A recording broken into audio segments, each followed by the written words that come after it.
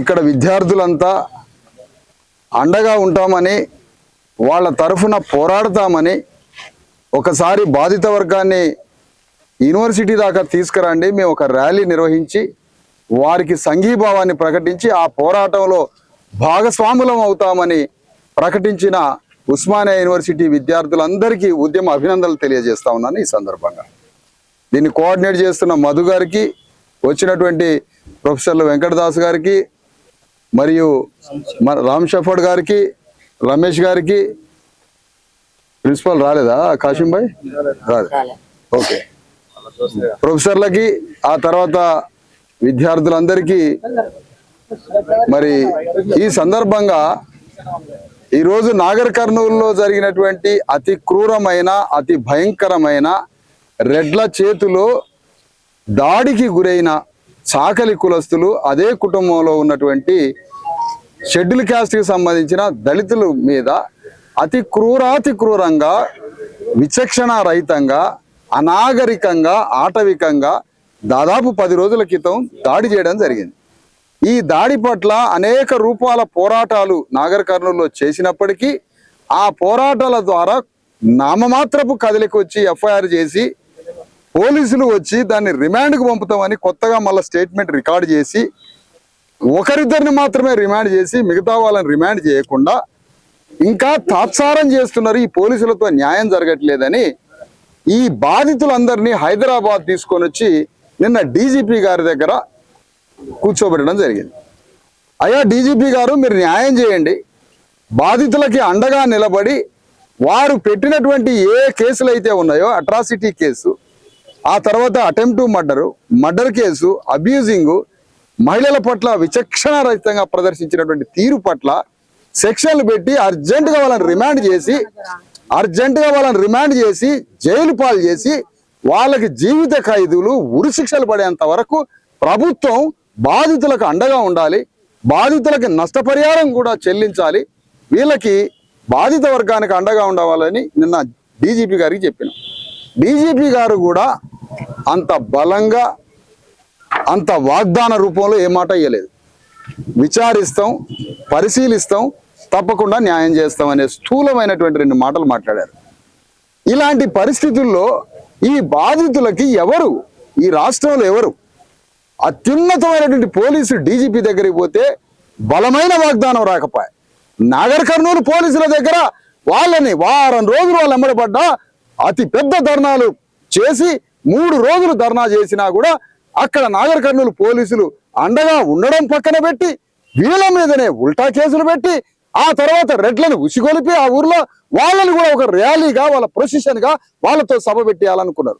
అంటే అదే నాగర్ కర్నూలులో బాధితుల ధర్నాకి అభిముఖంగా దాడి చేసిన రెడ్లతోటి ఒక ర్యాలీ చేయించి ఈ ధర్నాని, ఆ ర్యాలీని రెండింటిని చూపించి 144 సెక్షన్ పెట్టి ఒక భయంకరమైన కుట్ర చేయబోతే నా బాధిత వర్గానికి ఏ క్షణంలో ఏం జరిగిద్దు అని వాళ్ళని నేను తీసుకొని వచ్చి డీజీపీ గారి దగ్గర కూర్చోబెట్టాను.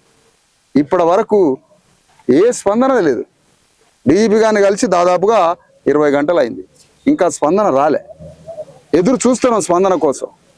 ఇవాళ ముఖ్యమంత్రి, రాష్ట్ర ముఖ్యమంత్రి రేవంత్ రెడ్డి 10% ఉన్న అగ్రవర్ణాల వైపా, 90% ఉన్న బీసీ ఎస్సీ ఎస్టీల వైపా తేల్చుకోవాల్సిన సందర్భం ఏర్పడింది. రేవంత్ రెడ్డి ఎటువైపు అసలు బాధితులకు అండగా ఉంటాడా, అణగారిన వర్గాలకు అండగా ఉంటాడా, బీసీ ఎస్సీ ఎస్టీలకు అండగా ఉంటాడా, దాడి చేసిన క్రూరాతి క్రూరమైన ఆ కొమెర గ్రామంలో ఉన్నటువంటి సర్పంచ్ తుకారం రెడ్డి వైపు ఉంటాడా, మధుకర్ రెడ్డి వైపు ఉంటాడా, సతీష్ రెడ్డి వైపు ఉంటాడా, శ్రీనివాస్ రెడ్డి వైపు ఉంటాడా, ఆ గ్రామ రెడ్ల వైపు ఉంటాడా, తెలంగాణలో ఉన్న 4 కోట్ల మంది బీసీ ఎస్సీ ఎస్టీల వైపు ఉంటాడా, రేవంత్ రెడ్డి తేల్చుకోవాలి ఈరోజు.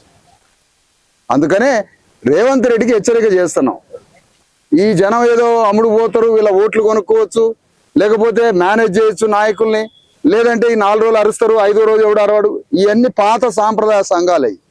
అవన్నీ పురాతన సంఘాలు, పాత సాంప్రదాయ సంఘాలు, అగ్రకులాల సంఘాల తిరిగేటువంటి సంఘాలు.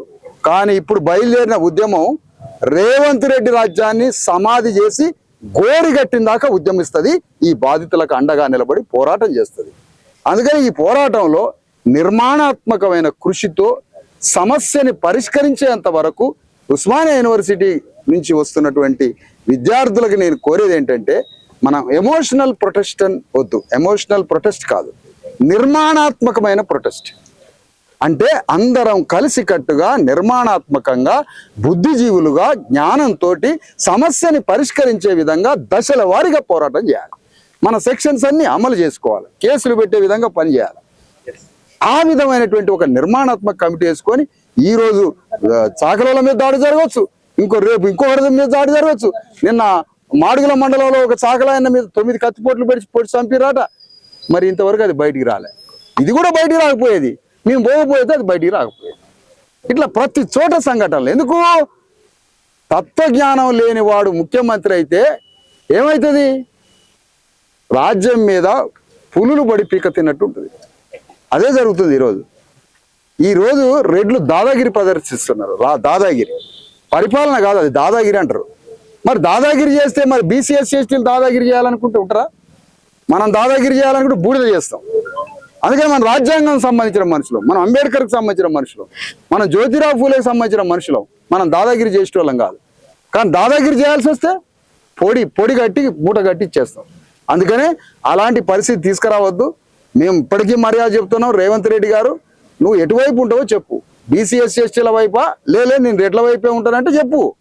రెండు నీకే అవకాశం ఇస్తాను, నువ్వు ఎటిచ్చినా మంచిదే. అందుకని రేవంత్ రెడ్డిని ఈ సందర్భంగా డిమాండ్ చేస్తున్నాం. నీకు డ్యామేజ్, నీ గవర్నమెంట్కి డ్యామేజ్ ఇప్పటికే అని వస్తున్నారు. అర్జెంటుగా నీ రాజ్యాన్ని, నీ బతుకుని, నీ పార్టీని కాపాడుకోవాలంటే ఇది. లేదంటే రేపు రాహుల్ గాంధీ వస్తాడు, రాహుల్ గాంధీ దగ్గర కూడా ఈ బాధితులను తీసుకుపోయే అవకాశం ఆలోచిస్తున్నాం. రాహుల్ గాంధీని కూడా అడుగుతాం, ఏందా మరి నీ ఓడిని పెట్టినా ఇంత వికృతంగా పరిపాలిస్తాడు ఏంటని కూడా అడుగుతాం. అందుకని ఈ సందర్భంగా మరొక్కసారి విద్యార్థులందరినీ నిర్మాణాత్మకమైనటువంటి నిరసనలు తెలియజేస్తూ ఈ బాధితులకి అండగా ఉండి వీళ్ళ తరఫున అందరం పోరాడదామని తెలియజేస్తూ సెలవు. ఆల్రెడీ నిజ నిర్ధారణ కమిటీ ఏర్పాటు చేశారు కదా ఎక్కడ? మల్లురవి ఆధ్వర్యంలో. ఏందది?